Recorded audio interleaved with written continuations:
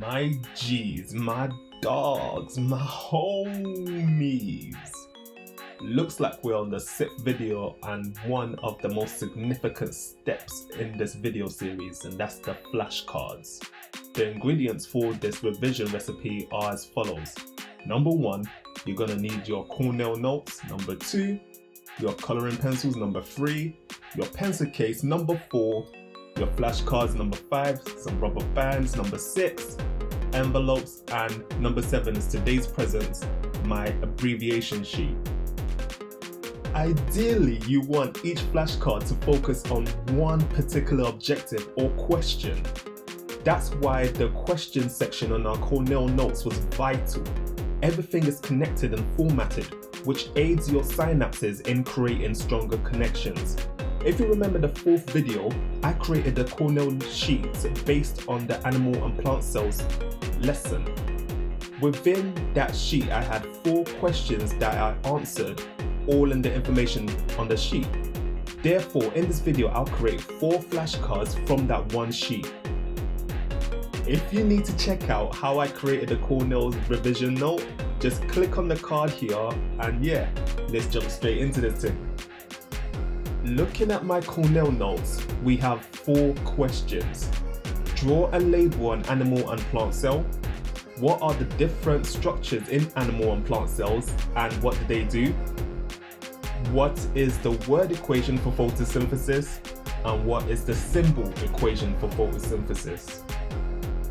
Notice how my flashcards come in 4 colors. I'm going to use the green for biology, the pink for chemistry, and the blue for physics. The yellow one, I'll use that for the physics equations, command words, and also practicals. Now to write the flashcards. First thing that I'll do is that I'll write the information from the top grey area of the corresponding Cornell note. Doing this means that if I need to work on a particular flashcard, the particular information again, I can go to the revision note, and since it's dated, I can also go to the actual lesson itself. When writing the answer, I consult my abbreviation sheet and see if there's anything I can do to make the sentence more compact. The first answer is a labeled diagram, and so there really isn't any need to abbreviate anything. I do the same thing I did with the Cornell Revision Notes. I use the same colors, which helps strengthen the connections and retrieval from my mind. The second question now is where I can flex some of those abbreviations. For example, rather than writing the whole word photosynthesis, I chop that into photo. Control becomes CTRL, just like you have on your PC keyboard. And also notice how I can add some pictures to the words. If you would like to draw, you can add a clip art of a photo next to photosynthesis. That just helps record the information. I try to keep it as simple as possible and only highlight certain words that I want to pop out. I didn't really highlight anything in these ones because it seemed all good for me just using 2 different colored pens. Now, I could be given the maddest waffle at the moment, but what I think flashcards help is to distill the actual concepts of an idea. So it eliminates the words and you just have the raw information there in front of you. Just think about when you have a picture. When looking at a picture from a glance, you can pick out the mood, the situation, certain nuances there. But if you have to read a paragraph to get that same information, it comes sequence by sequence, step by step. So you get it gradually, whilst just looking at one picture, you can get all that information simultaneously. Like they say, a picture can speak 1,000 words. So basically, to remember things, you should try and turn those words into pictures and then a short scene or a little story, and then attach some emotional significance to those pictures.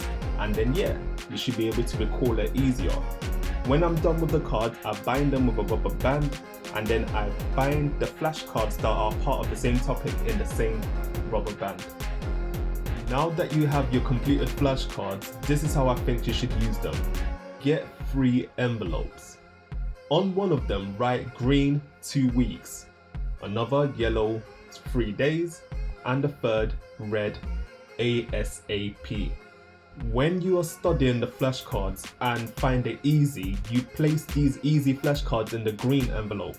You don't need to look at them for another 2 weeks. You put it on your calendar as well so you don't forget. If you got the answer but you struggled and probably had to look a few times, place it in the yellow envelope and check it 3 days later. If you didn't get the answer at all, you need to put this in the red envelope and check it again as soon as you have time to look at them again, alright? Flashcards by their nature are extremely portable, so take advantage of that. Most bus journeys to and from school usually take at least 20 minutes. This is time that you can use to go through your red envelope. And yeah, from the classroom notes to the flashcards, revision is all about making the information that you get from lessons more palatable for your mind. Essentially, classroom notes that you make, they're like lemon and herbs sauce from Nando's. And everything you do afterwards is adding that extra sauce. But you don't want to add too much sauce because then it doesn't taste good no more. In the next 2 videos, I'll go over how to stay motivated to revise and also how to keep your body in tip-top condition each day. Give this video a like if you liked, subscribe if you want to see more of this in your feed, and yeah, peace.